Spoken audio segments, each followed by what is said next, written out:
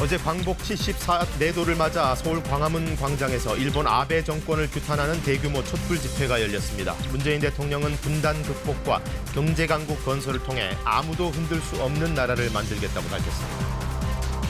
북한이 문재인 대통령의 광복절 경축사를 허무한 경축사라고 비난했습니다. 또 한미훈련이 끝나면 대화 국면이 찾아리란 기대는 망상이며 남측과 다시는 마주하지 않을 거라고 밝혔습니다. 홍콩 시위가 격화되는 가운데 트럼프 미국 대통령이 시진핑 중국 국가주석에게 시위대를 직접 만나서 사태를 해결하라고 요청했습니다. 홍콩 언론들은 시 주석이 무력 개입 대신 준엄한 법 집행을 지시했다고 보도했습니다. 조국 법무부 장관 후보자의 배우자가 700만 원이 넘는 종합소득세를 지각 납부한 걸로 드러났습니다. 조 후보자 가족이 한 사모펀드에 재산보다 많은 74억 원을 투자하겠다고 약정을 맺은 사실도 확인됐습니다. 네, 올해 광복절은 그 어느 해보다도 열기가 뜨거웠습니다. 어젯밤 늦게까지 시민들의 결기 어린 촛불이 서울 광화문 광장을 뒤덮었는데요. 노 재팬이 아니고 노 아베라는 이 구호가 선명하게 불을 밝혔습니다. 궂은 날씨에도 많은 분들이 모여서 아베 정권을 규탄했고 또 강제징용 피해자들도 직접 나와서 일본의 거짓말을 조목조목 반박했습니다. 사과를 촉구하는 시민들의 서명도 주한 일본 대사관에 전달하려고 했는데 대사관 측은 수령을 거부했습니다. 황경주 기자입니다.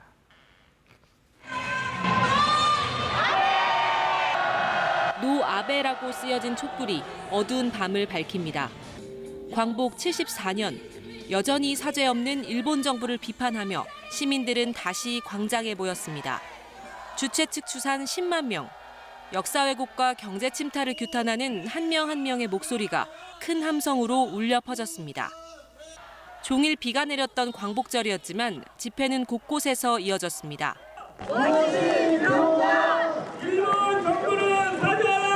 일제 강제동원 피해자 90이 넘은 이춘식 할아버지와 양금덕 할머니는 시민 2,000명과 함께 주한 일본 대사관 앞에 섰습니다. 하루속히 사죄하라! 양금대가 왔다!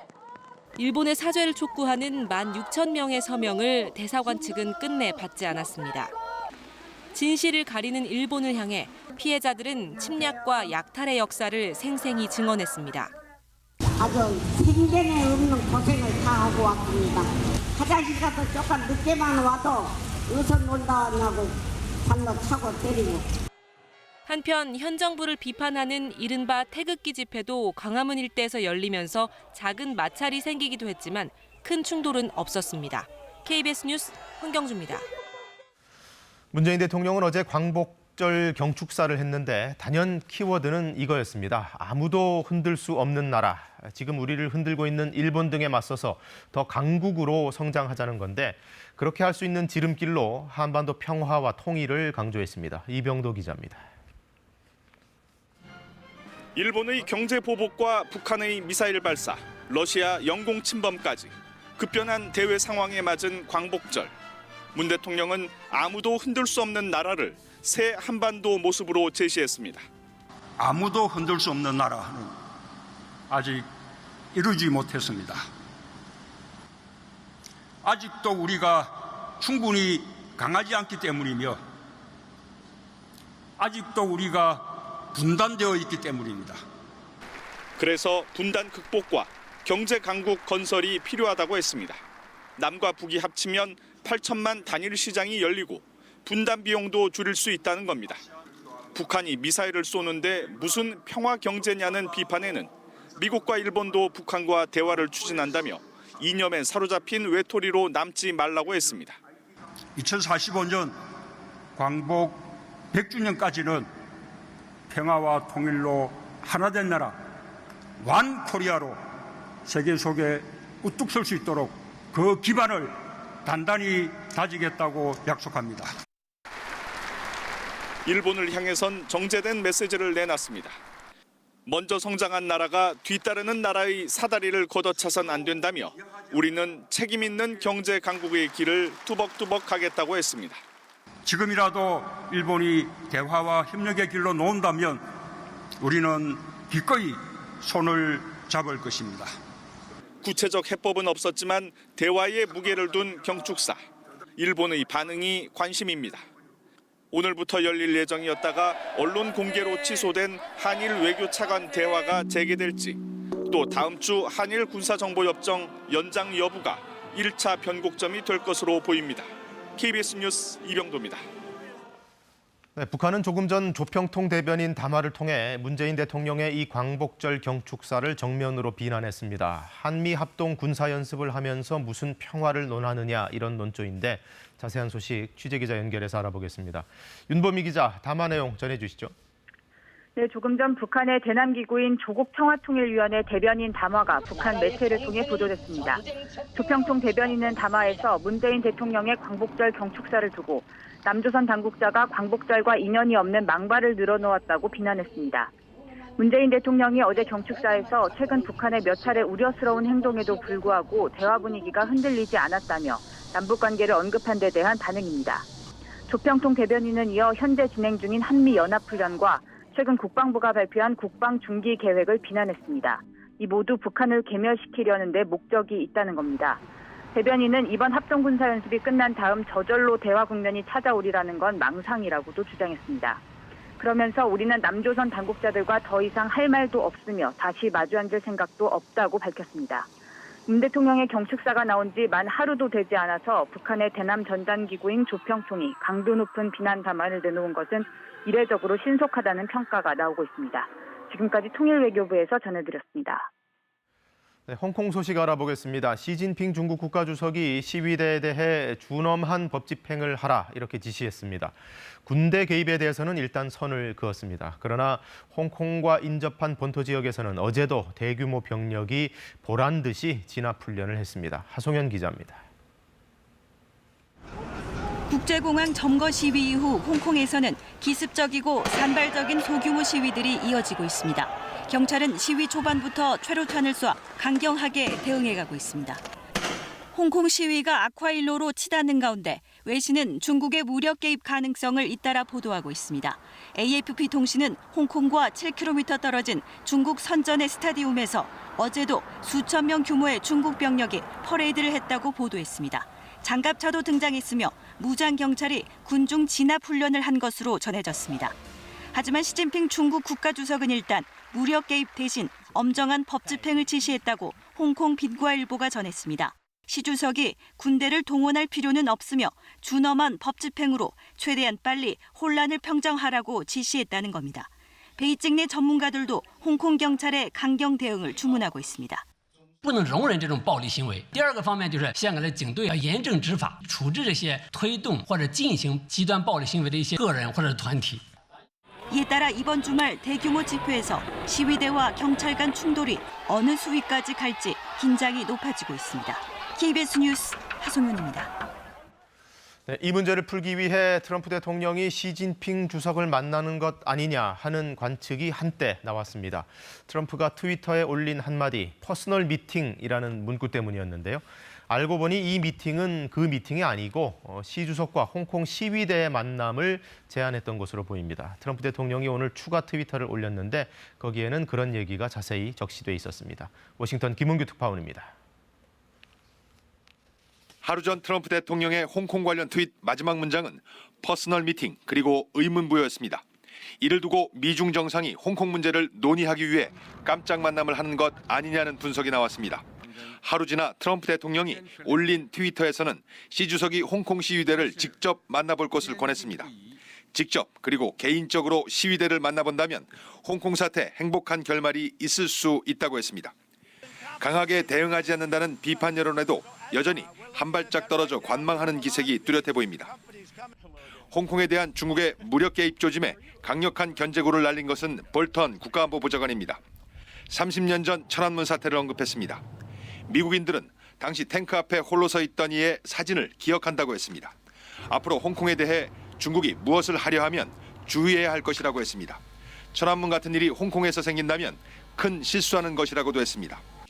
미국의 소리방송과 인터뷰에서 한 말인데 경고성 발언치곤 수위가 높습니다. 대통령과 그의 안보보좌관 말이 차이가 납니다. 북한 미사일 발사를 대하는 방식과 비슷한 패턴입니다. 트럼프 대통령이 미사일 발사를 별일 아니라 하고 김정은 위원장과 좋은 관계를 강조하는 반면 볼턴 보좌관은 북한 미사일 발사가 트럼프 대통령과의 약속 위반은 아니지만 유엔 결의 위반이고 지역 주둔 미군에 위협이 된다고 비판 수위를 높이는 식과 유사합니다. 북미 협상은 기약이 없는 가운데 트럼프 대통령은 오늘 라디오 인터뷰에서 판문점 만남 트윗 제안에 김정은 위원장이 10분 만에 전화해 왔다고 뒷얘기를 전했습니다. 믿기 어려운 일이었다며 김정은 위원장과의 좋은 관계를 또 강조했습니다. 워싱턴에서 KBS 뉴스 김웅규입니다.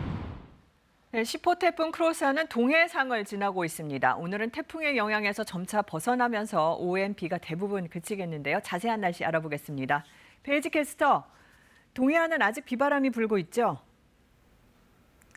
네, 10호 태풍 크로사의 영향으로 동해안과 또 울릉도, 독도로는 바람이 거세게 불고 있습니다. 이 태풍은 앞으로 24시간 이내에 열대저압부로 약화될 것으로 보이는데요. 현재는 호남 지역을 중심으로 비가 내리고 있고 강원 지역은 빗줄기가 많이 약해진 상태입니다. 오늘 오후까지 중부와 남부 일부 내륙 지역으로는 5에서 10mm 정도의 비가 조금 더 내리다가 태풍의 영향권에서 점차 벗어나면서 비도 차츰 그칠 것으로 보입니다. 토요일인 내일도 비 소식이 들어있는데요. 기압골의 영향으로 내일 새벽부터 낮까지 중부지방에 비가 내리겠고 남부지방은 오후에 비 소식이 들어있습니다. 중부지방은 비가 내리면서 더위가 주춤하겠지만 영남 지역으로는 내일도 33도 안팎의 더위가 이어지겠습니다. 일요일에는 비 소식 없이 가끔 구름만 끼겠습니다. 오늘 동해안 지역으로는 종일 바람이 강하게 불겠습니다. 현재 기온은 서울이 23.1도로 어제 같은 시각보다 4도가량 기온이 낮습니다. 남부지방도 어제보다 기온이 낮긴 하지만 25도 안팎의 기온을 보이고 있습니다. 한낮에는 서울이 31도, 원주와 대전 31도로 중부지방은 오늘 더위가 주춤하겠는데요. 현재 전남과 경남, 제주 일부 지역에 폭염주의보가 발효 중인 가운데 광주의 낮 기온 32도, 대구는 34도까지 오르면서 남부지방에서는 무더위가 이어지겠습니다. 바다의 물결은 동해상에 풍랑주의보가 발효 중인 가운데 최고 5m까지 거세게 일겠고 제주와 남해상에서도 물결이 최고 3m로 높게 일겠습니다. 오늘 동해안에서는 너울성 파도를 주의하셔야겠습니다. 날씨 정보 전해드렸습니다.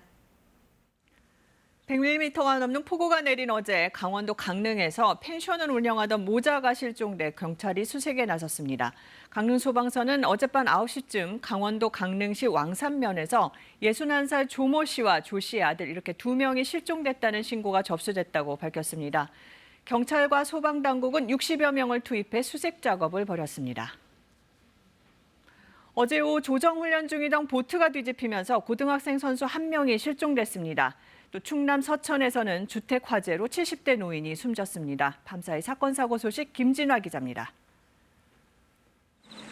어둠이 깔린 저수지. 구조대원들이 보트를 타고 수색 작업 중입니다. 어제 오후 3시 40분쯤 경기도 용인시 신갈 저수지에 있는 용인 조정 경기장에서 훈련 중이던 보트가 뒤집혔습니다. 이 사고로 보트에 타고 있던 고등학생 선수 3명 가운데 1명이 실종됐습니다. 나머지 2명은 사고 직후 구조됐습니다. 당시 훈련에는 수원의 고등학교 2곳이 참여했고 학생 선수 9명과 코치 1명이 현장에 있었습니다. 많은 애들이 아침에 자주 오던 애들인가 보다.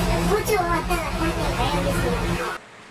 경찰과 소방당국은 헬기와 수색보트 등을 동원해 실종자를 찾고 있지만 저수지 수심이 4m로 깊어 수색에 어려움을 겪고 있습니다. 주택 안에서 불길이 번져 나옵니다. 어제 저녁 충남 서천에서는 주택 화재로 집주인 71살 최모 씨가 숨졌습니다. 경찰과 소방당국은 홀로 살며 치매를 앓던 최 씨가 미처 대피하지 못한 것으로 보고 정확한 화재 원인을 조사하고 있습니다. 어제 오후 서울 지하철 2호선 건대 입구역에서는 50대 남성이 전동차와 승강장 사이에 다리가 끼는 사고가 났습니다. 주위에 있던 승객들은 전동차를 손으로 밀어 3분 만에 남성을 구조했습니다. KBS 뉴스 김진아입니다. 조국 법무부 장관 후보자의 배우자가 소득 신고를 하지 않았다가 장관으로 지명된 직후 뒤늦게 세금을 낸 걸로 드러났습니다. 이 조 후보자의 배우자는 조 후보자가 민정수석으로 재직하던 때에도 세금을 지각 납부했습니다. 정수영 기자입니다. 조국 법무부 장관 후보자의 배우자는 7월과 8월 모두 700만 원이 넘는 종합소득세를 납부했습니다. 조 후보자의 장관 지명 직전인 지난달 10일 154만 원, 장관 지명 직후인 지난 11일엔 260만 원과 330만 원을 냈습니다. 154만 원은 2015년 소득에 대한 종합소득세로 4년 만에 지각 납부했습니다. 조 후보자 배우자의 종합소득세 늑장 납부는 이번이 처음이 아니었습니다. 조 후보자가 청와대 민정수석으로 재직 중이던 지난해 4월 18일과 20일에도 2년 전 소득을 뒤늦게 신고하면서 종합소득세 57만 5천 원을 냈습니다.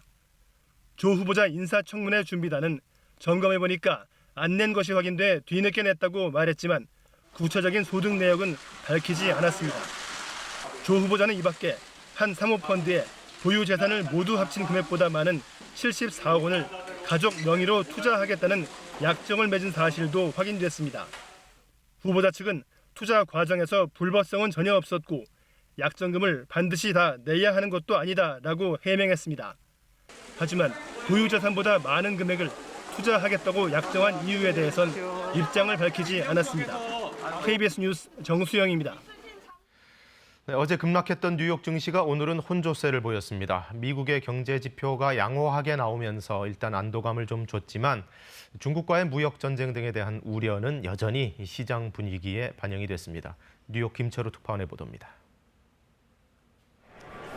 어제 하루 800포인트 넘게 급락하며 올 들어 가장 큰 낙폭을 기록했던 다우존스 지수가 오늘은 반등했습니다. 스탠더드앤푸어스 지수도 소폭 상승했습니다. 하지만 나스닥은 떨어졌습니다. 10여 년 만에 미국의 장단기 국채금리 역전 현상이 발생하며 세계 경기 침체의 공포감이 엄습했던 뉴욕 증시가 조금은 살아난 분위기입니다. 미국의 경제 지표가 양호하게 나왔기 때문입니다. 미국의 지난달 소매 판매가 전문가들의 예상치를 웃돌며 5개월 연속 증가세를 나타냈습니다. 지난 2분기 비농업 부문 노동 생산성 예비치도 올랐습니다. 미국의 소비 상황과 고용 부분이 탄탄하다는 점이 확인되면서 시장에 안도감을 제공했습니다. 하지만 시장에서 경기 침체의 공포감이 완전히 사라진 건 아닙니다. 10년물 미 국채 금리가 오늘도 떨어지는 등 미국의 장기채 금리 하락이 이어졌습니다. 미중 무역 전쟁의 전개 상황도 혼돈 그 자체입니다. 중국 정부는 미국이 다음 달 중국산 제품에 관세를 부과하면 대응 조치를 시행하겠다고 경고했습니다. 반면 중국 외교부 대변인은 미국과 중국이 중간 지점을 찾아 지난 오사카 정상회담에서 양 정상이 합의한 내용을 시행하길 바란다고 말했습니다. 경기 침체를 막기 위해 미 연준이 금리를 더 내릴 것이란 전망은 확산됐습니다. The Fed, in order to keep this expansion going, they do need to provide additional accommodation. So we think they cut interest rates again in September. 홍콩 사태와 영국의 브렉시트 전개 방향 등 세계 경기 침체에 영향을 줄 수 있는 각종 변수에 시장은 촉각을 곤두세우고 있습니다. 뉴욕에서 KBS 뉴스 김철우입니다. 한동안 뜸한가 싶었던 운전 관련 폭행 사건이 또 벌어졌습니다. 이번에는 특히 더 공분을 사고 있는 것이 가족들 보는 앞에서 아내와 어린 아이들이 옆에 있는데도 한 집안의 가장을 무자비하게 폭행했다는 겁니다. 끼어들기에 항의 표시를 했다는 이유로 이런 짓을 벌였는데 엄벌을 해달라는 청원이 잇따르고 있습니다. 김익태 기자입니다. 도로를 달리던 은색 승용차 앞으로 하얀 승합차 한 대가 갑자기 끼어듭니다. 깜짝 놀란 은색 승용차 운전자가 옆으로 다가가 항의합니다. 그러자 끼어들기를 했던 승합차 운전자가 갑자기 차에서 내려 다가옵니다. 생수병으로 얼굴을 때리더니 이어서 사정없이 주먹을 휘두릅니다. 또 피해자 휴대전화까지 빼앗아 멀리 던져버리며 증거인멸을 시도합니다.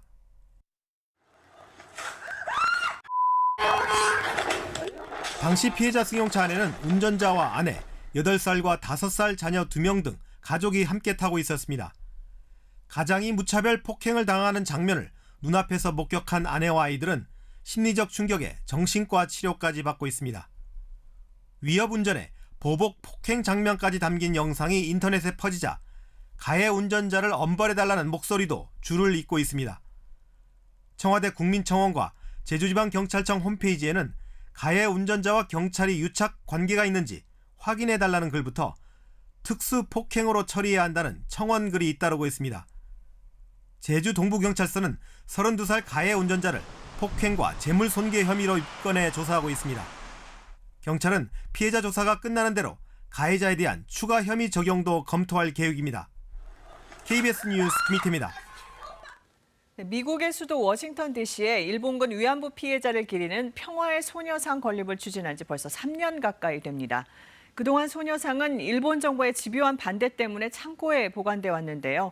광복절을 맞아 32개월 만에 바깥 나들이를 한 평화의 소녀상 행사에 워싱턴 서지영 특파원이 다녀왔습니다.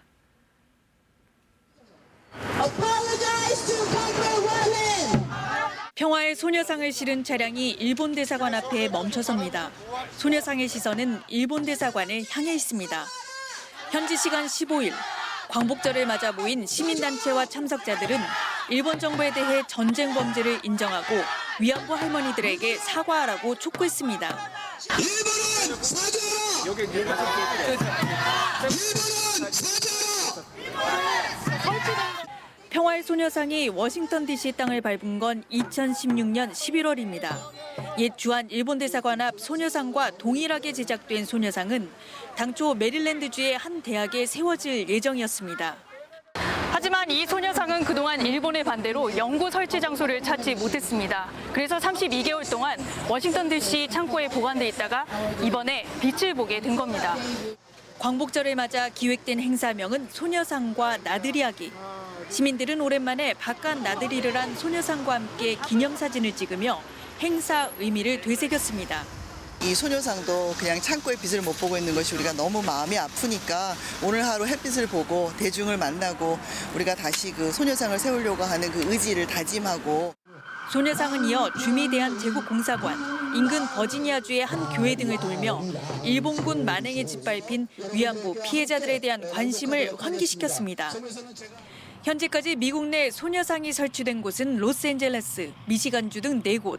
워싱턴 DC에 쉴 곳을 찾지 못한 평화의 소녀상은 짧은 나들이를 끝내면 다시 보관용 창고에 들어가야 합니다. 워싱턴에서 KBS 뉴스 서지영입니다. 지난달 지브롤터 해상에서 납포된 이란 유조선이 40여일 만에 풀려나게 됐습니다. 이 지브롤터 사법당국이 미국의 반대를 무릅쓰고 내린 결정이어서 향후 호르무즈 해협 정세에 미칠 영향이 주목됩니다. 두바이 박석호 특파원입니다. 영국령 지브롤터가 자국 해상에 억류돼 있는 이란 유조선 그레이스1을 풀어주기로 결정했습니다. 지난달 4일 영국 해병대에 의해 납포된 지 40여일 만입니다. 당시 지브롤터는 이 유조선이 시리아로 원유를 수송하고 있었기 때문에 유럽연합의 시리아 제재에 따라 억류한 것이라고 설명한 바 있습니다. 하지만 이란이 이 원유를 시리아로 보내지 않겠다고 문서로 확약한 만큼 더 이상 묶어둘 근거가 없다는 게 지브롤터 당국의 설명입니다. The vessel is no longer covered within the ambit of the EU sanctions. 이에 따라 이란 역시 지난달 19일 호르무즈 해협에서 납포한 영국 유조선 스테나 임페로호를 풀어줄 것이란 전망도 나오고 있습니다. 특히 미국이 이란 유조선 방면에 반대했음에도 불구하고 영국령 지브롤터가 이란의 요구를 수용함에 따라 향후 미국의 대이란 압박 정책에 영국이 어떤 태도를 보일 것인지도 주목됩니다.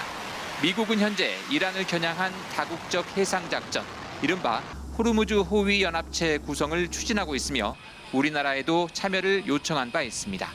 두바이에서 KBS 뉴스 박석호입니다.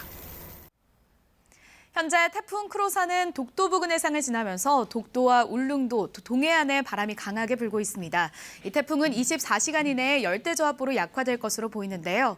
강원 지역은 빗줄기가 많이 약해졌지만 현재 전북 지역을 중심으로는 시간당 10mm 안팎의 세찬 비가 쏟아지는 곳이 있습니다. 오후까지 중부와 남부 일부 내륙 지역에는 5에서 10mm 정도의 비가 내리다가 차츰 그칠 것으로 보입니다. 주말인 내일도 비 소식이 있습니다. 기압골의 영향으로 내일 새벽부터 낮 사이엔 중부지방에, 또 오후에는 남부지방에 비가 내릴 것으로 보입니다. 일요일에는 비 소식 없이 전국에 가끔 구름만 끼겠습니다. 오늘 동해안으로는 바람이 종일 강하게 불겠습니다. 현재 기온은 서울이 23.4도, 대구는 27도를 가리키고 있습니다. 한낮에는 서울과 원주, 대전의 낮 기온 31도로 중부지방은 큰 더위는 없겠는데요. 현재 전남과 경남 일부 지역, 제주로는 폭염주의보가 발효 중인 가운데 광주가 32도, 대구는 34도까지 오르겠습니다. 바다의 물결은 동해상에 풍랑주의보가 발효 중인 가운데 최고 5m까지 거세게 일겠습니다. 날씨 정보 전해드렸습니다. 해방 직후 일본 본토에 있던 강제징용 피해자 수천 명을 태우고 부산으로 오려던 배가 침몰하는 일이 있었습니다. 일본의 고의적인 폭파였다는 의혹도 있었는데 이번에 새로운 정황이 나왔습니다. 일본인 승조원들이 출항 전에 떠나기 싫다고 항의했다는 기록이 발견됐는데 왜 출항 거부를 했던 건지, 혹시 폭파 계획을 미리 알고 있었던 건 아닌지 하는 의심을 낳습니다. 문예슬 기자가 취재했습니다. 1945년 8월 24일 강제징용 조선인들을 태우고 부산으로 향하던 우키시마호가 일본 마이즈로항 앞바다에서 침몰했습니다. 일본이 공식 인정한 사망자만 500여 명, 최대 5천 명이 죽거나 실종됐다는 증언도 있습니다. 미군 기뢰에 의한 사고라는 일본의 주장과 달리 일본이 고의로 배를 폭파했다는 의혹이 끊이지 않았습니다. 배 타자마자 이 배가 부산으로 직행하지 않고 도중에 기항을 하면은 폭파한다 하는 그런 유언비어가 나돌았어요. 사고 넉 달 뒤 연합군 요청으로 작성한 조사 보고서입니다. 제1조선인연합이 만들어 메가더 사령관 앞으로 제출했습니다. 출항 전 일본 승조원들이 조선인 때문에 생명을 바칠 수는 없다며 위험한 구역 항해는 절대 반대한다는 규탄 시위를 했다고 적혀 있습니다. 그러자 일본 해군 참모장이 의무를 수행해 깨끗이 목숨을 바치라고 폭탄적인 선언을 했다는 내용도 있습니다. 출항 전 일본인들은 이미 위험 가능성을 알았다는 정황입니다. 의무적인 수행이다. 이게 천황의 명령입니다. 사고를 일으켜도 같이 죽어야 된다 이 말이죠. 깨끗이 천황의 이름으로. 고의 폭침설의 근거가 될 수 있는 이 문서는 익명의 일본인 연구자가 일본 정부 문서실에서 찾아내 최근 한국에 전달했습니다. 우리 민족이 피해를 입었던 그 억울함이 이게 첫 문서라고 할 수 있죠. 일본 정부가 들어주지 않으니까 이제 한일 관계에서 이 문서를 내놓고 따져야 되죠. 일본 정부는 이 사건의 진상 규명도, 희생자에 대한 사과나 배상과 보상도 전혀 하지 않았습니다. 우리 정부도 2015년 이후 관련 조사를 멈췄습니다. KBS 뉴스 문예슬입니다. 네, 일제강점기에 우리 독립군이 중국에서 거둔 항일 무장투쟁 하면 대표적으로 봉오동과 청산리 전투가 떠오릅니다. 그런데 그 시절 중국이 보도한 신문 자료들을 보면 이 기적적인 승리의 사례는 그것뿐만이 아니었습니다. 우리 독립군이 나타나면 일본군은 혼비백산했다고 중국 신문은 전하고 있었습니다. 안양봉 특파원이 중국 역사학자로부터 관련 자료를 입수했습니다. 독립군이 봉오동 청산리에서 연급 후 승리하자 일제는 간도 참변으로 보복합니다. 수만 명의 동포를 잃은 독립군은 선전포고를 하고 강도 높은 투쟁에 들어갑니다. 한인을 잔인무도하게 학살하고 있다. 원수를 잊지 않고 목숨 걸고 복수할 것이다. 대표적인 전투는 함경도 경성 청진항 전투였습니다. 1월 4일 경성 청진항에서 일본군 병사 40여 명이 사망했다. 일본군이 급파돼 전투가 이어졌는데 일본군 사상자는 600여 명, 독립군은 50여 명이었다. 이 전투로 독립군 지원이 증가했다. 독립군이 나타나면 혼비백산하는 소동이 벌어졌습니다. 독립군이 의주군을 습격했다.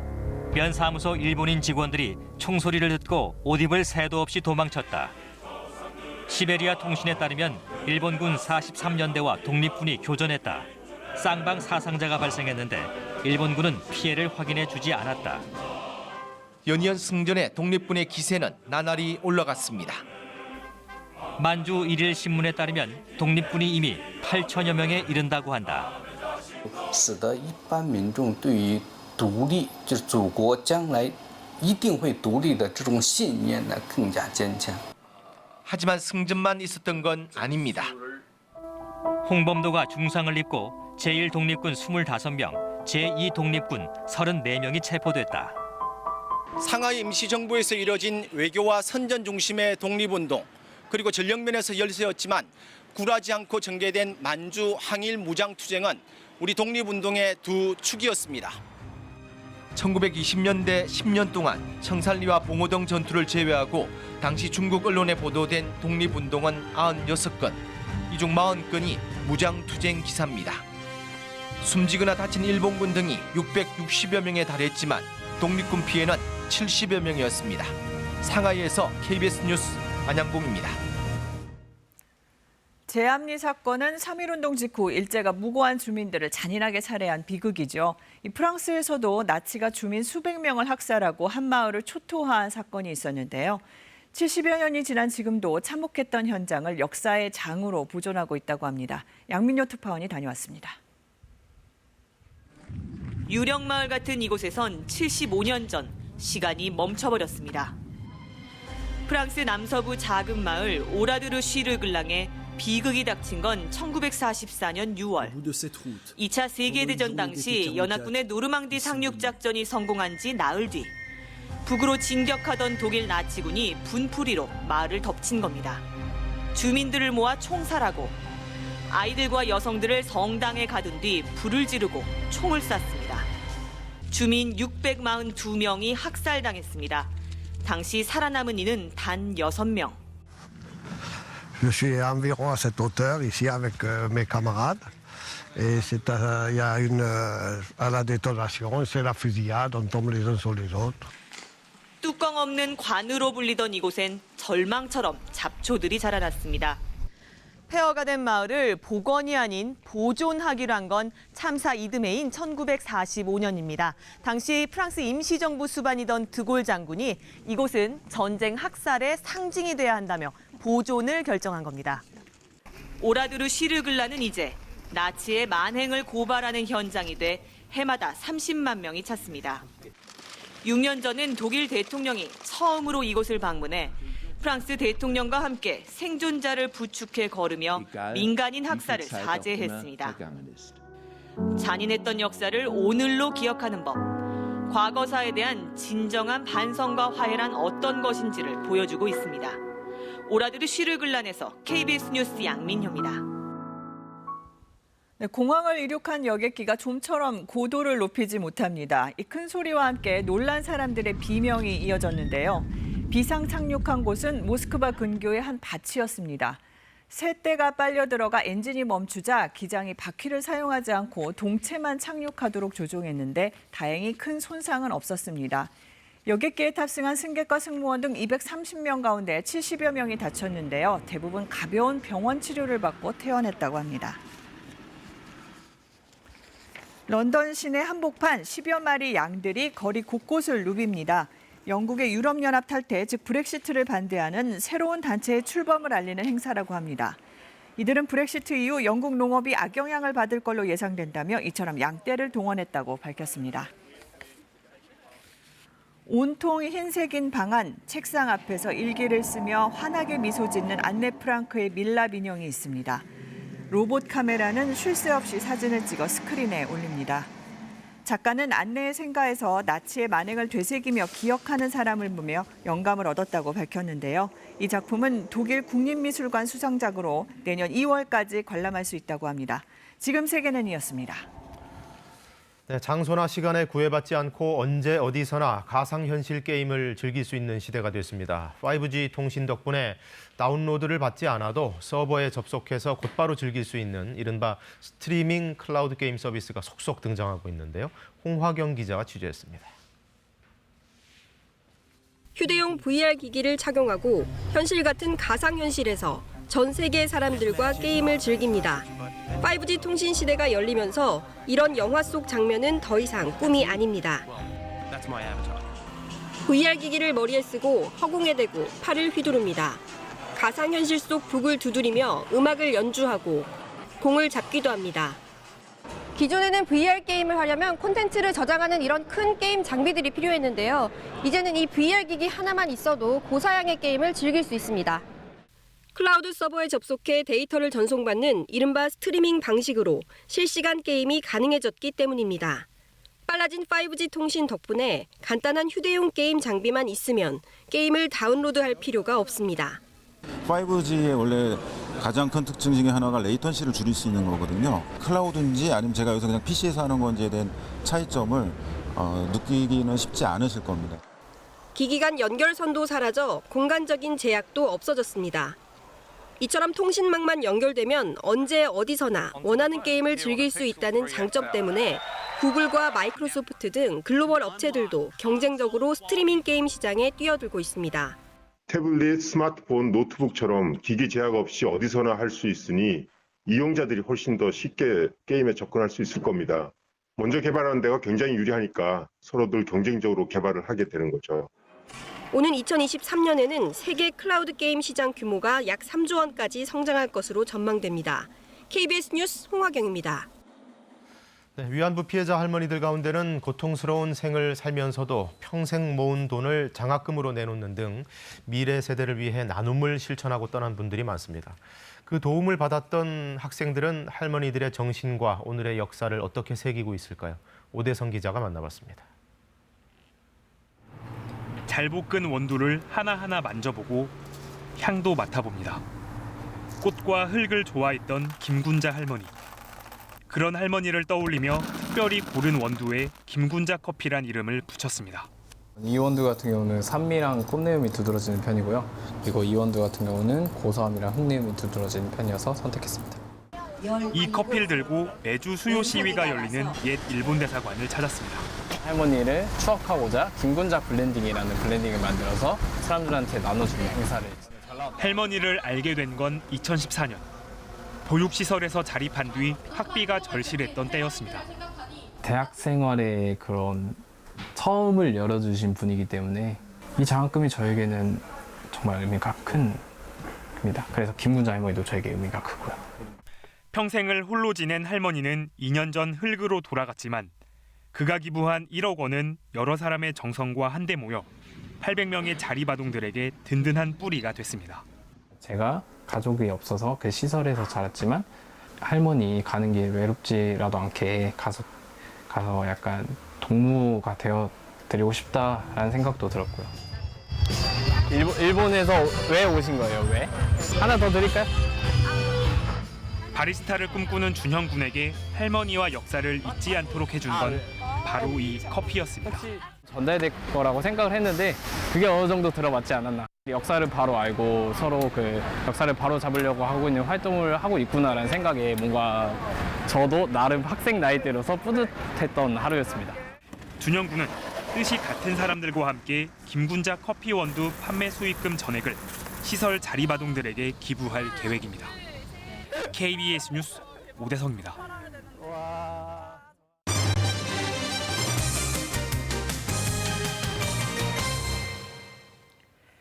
1919년 3.1 만세운동의 발단이 됐던 기미 독립선언서 기억하실 텐데요. 이 기미 독립선언서를 바탕으로 전국 각지에서 독립선언서들이 작성됐지만 그중에서도 유일하게 남아있는 경남 하동의 하동 독립선언서의 가치를 재조명해야 한다는 목소리가 높아지고 있습니다. 최세진 기자의 보도입니다. 폐허처럼 변한 허름한 옛집. 1919년 영호남 주민 1,500여 명이 참여한 경남 하동 독립만세운동의 주역 박치화 선생의 생가입니다. 당시 하동에서 면장을 하던 박치화 선생 등 12명이 서명한 하동 독립선언서가 발견된 곳입니다. 만주, 하와이, 길림성 등 60종의 독립선언서가 알려져 있지만 서울을 제외하고 국내의 지방에선 유일하게 하동에서 발견됐다는 게 독립기념관 측의 설명입니다. 하동 독립선언서는 이곳 박치화 선생의 생가를 고치는 와중에 벽장 속 천정 위에서 발견됐습니다.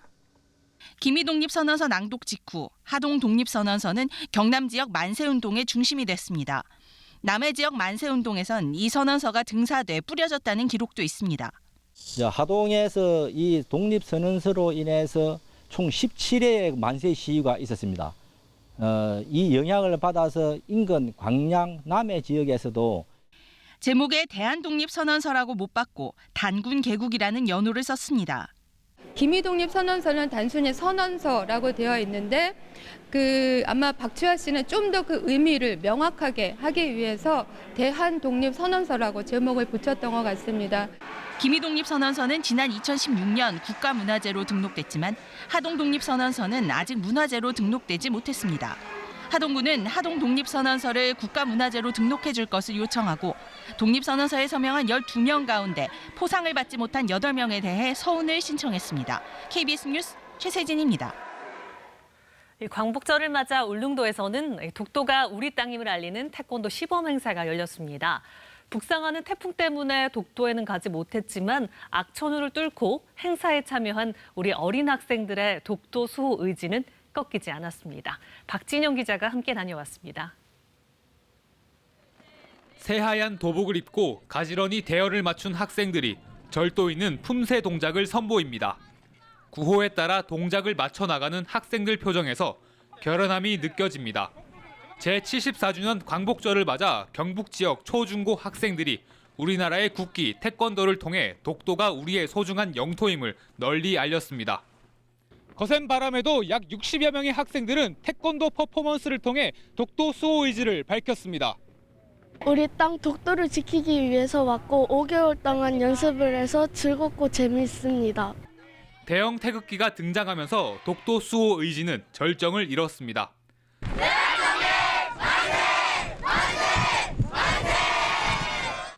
북상하는 태풍 때문에 독도에 가지 못한 아쉬움은 큰 만세 소리와 함께 날려버렸습니다. 일제로부터 독립한 뜻깊은 날로서 이런 태권도 공연을 준비해서 공연을 행사를 했습니다.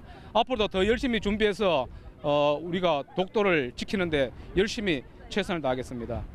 악천후를 뚫고 저 멀리 독도까지 울려 퍼진 어린 학생들의 나라 사랑 마음에 광복절 하루 독도는 외롭지 않았습니다. KBS 뉴스 박진영입니다. 태평양 전쟁 당시 일본군은 연합군에 대항하기 위해 제주도 곳곳에 진지동굴을 뚫고 요새화했는데요. 하지만 아픈 역사 속 상처로 기억돼야 할 일제 유적들이 무관심 속에 방치돼 있습니다. 그중에서도 섬 속의 섬이라 불리는 추자도에 나종훈 기자가 다녀왔습니다.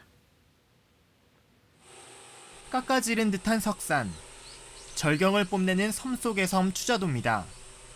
해안 절벽을 따라 동굴들이 줄지어 있습니다. 일제 강점기에 뚫어놓은 이른바 진지용 동굴입니다. 태평양 전쟁 말기 폐쇄기 짙어진 일본군이 미군 공격에 대비해 자폭용 선박 등을 숨기려고 만든 겁니다. 당시 추자도 주민들이 강제 동원돼 안반을 깨고 폭약을 넣어서 만든 고된 노역의 현장입니다. 그것을 바위에 놓고 이렇게 두드렸어요. 바위가 깨지게. 그리고 거기다 군역을 파가지고 핫바, TNT를 넣어서 폭파시키고 그랬습니다. 일제 수탈의 아픈 역사지만 이를 알리는 흔한 안내판조차 없습니다. 중국과 일본 등지에서 떠밀려온 해양 쓰레기들만 가득합니다. 옛 일본군들이 파놓은 진지동굴은 관리가 되기는커녕 이처럼 해양 쓰레기만 떠밀려오는 폐기물장이 됐습니다. 2006년 한 민간 연구소가 한 차례 조사를 통해 발견한 추자도 일본군 진지동굴은 모두 12곳. 이후 후속 연구 없이 방치돼 왔습니다. 제주 본섬에 있는 진지동굴 상당수를 등록문화재로 지정해 관리하는 것과 사뭇 다릅니다. 80년 역사를 지나고 있는데 이 부분을 좀 성역화시키고 일본에 대한 나쁜 욕심을 느낄 수 있도록 좀 해주시고. 일제 수탈의 아픈 역사를 증언하는 유적들이 무관심 속에 잊혀져 가고 있습니다. KBS 뉴스 나종훈입니다. 수학기를 앞두고 과수원에는 이름도 생소한 미국 선녀벌레, 갈색 날개 매미충 같은 외래 병해충들이 기승을 부리고 있습니다. 방역을 해도 그때뿐이고 계속해서 출몰하는 외래 병해충들로 농민들의 시름이 커져가고 있습니다. 정상빈 기자입니다. 수확기에 접어든 원주의 한 사과 농원입니다. 사과나무 줄기마다 벌레들이 덕지덕지 붙어 있습니다. 외래병해충인 갈색날개 매미충입니다. 방역을 해도 그때뿐이고 매일 갈색날개 매미충을 잡기 위한 전쟁을 치르고 있습니다. 이렇게 보시면 사과나무마다 갈색날개 매미충이 잎과 줄기에 붙어 있습니다. 외래병해충은 나무와 과일에서 수액을 빨아먹고 분비물은 나무 그으름병을 유발해 과수농가엔 여간 골치가 아닙니다. 올해는 작년에 몇 배에 달하는 해충들이 지금 들어와가지고 피해를 아직까지는 입히지 않고 있지만 산란기가 되면 아마 엄청난 피해를 입힐 것 같아요. 인근의 또 다른 사과 과수원은 외래병해충인 선녀벌레로 몸살을 앓고 있습니다. 약을 뿌리고 농민이 직접 그물채로 병해충을 잡아내고 있지만 역부족입니다. 약을 맞지 않기 위해서 미리 날라버립니다. 날아가서 피신해 있다가 약이 방제가 끝이 나고 나면 다시 돌아와서 앉아서 흡집을 하기 때문에 올해 강원도 내 갈색날개 매미충 발생 면적은 82.4헥타르로 지난해보다 35.7헥타르가 늘었습니다. 외래병해충 피해를 줄이기 위해 원주시는 과수농가에 방제약을 보급하고 있지만 사실상 실효를 거두지 못하고 있습니다. 일부 농민들은 해충 퇴치기 도입을 요구하고 있지만 비용과 성능 문제로 이도 쉽지 않습니다. 매년 되풀이에 출몰하는 외래병해충으로 한 해 농사를 망치지 않을까 과수농가의 한숨이 깊어지고 있습니다. KBS 뉴스 정상민입니다. 이 시각 현재 출근길 교통 상황 알아보겠습니다. 서울경찰청입니다. 안녕하십니까. 금요일 아침 교통정보입니다. 징검다리 연휴를 맞이해 오늘 아침 출근길 전반적으로 수월한 모습입니다. 여유로운 마음으로 즐거운 출근길 되시기 바랍니다. 올림픽대로 하남방향 여의 상류 부근에서만 살짝 속도 떨어지고 동부간선도로는 노원교부터 월계 1교 사이 양방향이 정체되고 있습니다. 북부간선도로 양방향 전 구간 소통 원활하고 경부고속도로 외곽 방향으로 한남대교 남단부터 반포 IC 지날 때까지 속도 떨어집니다.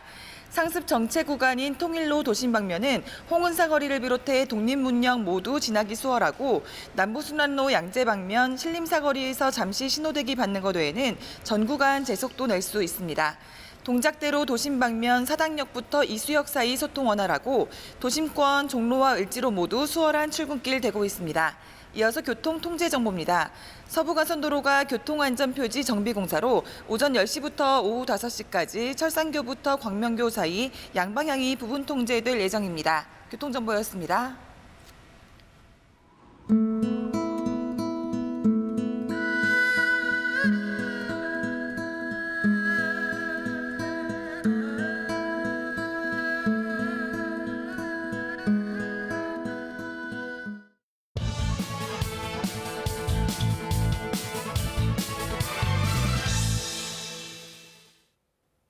문재인 대통령이 광복절 경축사를 통해 아무도 흔들 수 없는 나라를 미래상으로 제시했습니다. 스스로 강해지는 자강의 길을 따라 경제 대국이자 대륙과 해양을 잇는 교량 국가로 나아가자는 내용입니다. 패권이나 다툼이 아니라 지역 평화와 공동 번영을 위한 비전이라는 점도 분명히 했습니다. 당초 이번 경축사는 극심한 한일 갈등 때문에 그 어느 때보다 관심이 컸습니다. 경축사에는 일본이라는 단어가 10여 차례 등장했습니다. 이 가운데 구체적으로 과거사 문제를 꼭 집어 언급한 대목은 없었습니다. 문 대통령은 먼저 성장한 나라가 뒤따라 성장하는 나라의 사다리를 걷어차서는 안 된다고 충고했습니다. 일본 측 경제 보복의 부당성을 지적하면서 위상에 걸맞는 책임 있는 역할을 다하라고 강조한 대목입니다. 내년 도쿄 올림픽과 관련해 대통령이 우호와 협력을 기대한 부분도 눈길을 끕니다. 평창에 이어 도쿄와 베이징으로 이어지는 릴레이 올림픽을 공동 번영의 절호의 기회로 평가했습니다. 이 기회를 놓치지 말 것을 일본에 촉구한 것으로 보입니다. 문 대통령은 특히 지금이라도 일본이 대화와 협력의 길로 나온다면 기꺼이 손을 잡겠다고 밝혔습니다. 국력을 키우며 과거사 문제에는 단호히 대응하되 갈등은 대화를 통해 풀겠다는 의지가 경축사에는 담겨 있습니다. 패전일을 맞아 아베 일본 총리는 야스쿠니 신사에 공물을 보내고 전몰자 추도식에 참석했습니다. 일왕과 달리 반성이나 책임은 언급하지 않았습니다. 아베 총리는 내일을 살아가는 세대를 위해 국가의 미래를 열어가겠다는 언급은 했습니다. 동아시아의 미래 세대들이 협력을 통해 번영해야 한다는 문 대통령 언급대로 한일 관계도 미래를 봐야 할 것입니다. 오는 21일 베이징에서는 한중일 3국 외교장관 회담이 열립니다. 일본 측의 기류 변화 여부를 가늠해 볼 수 있는 자리입니다. 뉴스 해설이었습니다. 어제 광복 74주년을 맞아 서울 광화문 광장에서 일본 아베 정권을 규탄하는 대규모 촛불 집회가 열렸습니다. 문재인 대통령은 분단 극복과 경제 강국 건설을 통해 아무도 흔들 수 없는 나라를 만들겠다고 밝혔습니다. 북한이 문재인 대통령의 광복절 경축사를 허무한 경축사라고 비난했습니다. 또 한미훈련이 끝나면 대화 국면이 찾아오리란 기대는 망상이며 남측과 다시는 마주하지 않을 것이라고 밝혔습니다. 홍콩 시위가 격화되는 가운데 트럼프 미국 대통령이 시진핑 중국 국가주석에게 시위대를 직접 만나서 사태를 해결하라고 요청했습니다. 홍콩의 언론들은 시 주석이 무력 개입 대신 준엄한 법 집행을 지시했다고 보도했습니다. 조국 법무부 장관 후보자의 배우자가 700만 원이 넘는 종합소득세를 지각 납부한 것으로 드러났습니다. 조 후보자 가족이 한 사모펀드에 재산보다 많은 74억 원을 투자하겠다고 약정을 맺은 사실도 확인됐습니다. 빗줄기는 많이 약해졌지만 동해안 지역은 태풍의 영향으로 여전히 바람이 거세게 불고 있습니다. 이 시각 속초 등대 전망대에서 바라본 모습인데요. 1시간 전보다 파도가 더욱 거세게 일면서 이 해안가로는 바람이 더욱 강하게 불고 또 너울성 파도가 치고 있습니다. 태풍 크로사는 현재 독도 동쪽 부근 해상을 지나고 있습니다. 앞으로 24시간 이내에 열대저하보로 약화될 것으로 보입니다. 현재 호남 지역을 중심으로 비가 내리고 있는데요. 오늘 오후까지 중부와 남부 내륙 지역을 중심으로는 5에서 10mm 정도의 비가 더 내리다가 점차 그치겠습니다. 주말인 내일도 비 소식이 들어 있습니다. 내일은 기압골의 영향으로 중부지방은 내일 새벽부터 낮까지, 남부지방은 오후까지 비가 내릴 것으로 보입니다. 일요일에는 비 소식 없이 전국에 가끔 구름만 끼겠습니다. 오늘 동해안 지역은 종일 바람이 강하게 불겠습니다. 현재 기온은 서울이 23.4도, 광주 25.3도, 대구 27도로 어제 같은 시각보다 기온이 조금 낮습니다. 한낮에는 서울 31도, 대구는 34도까지 오르겠습니다. 날씨 정보 전해드렸습니다. 네, 금요일 아침 뉴스 광장 여기서 마치겠습니다. 편안한 주말 되시기 바랍니다. 감사합니다.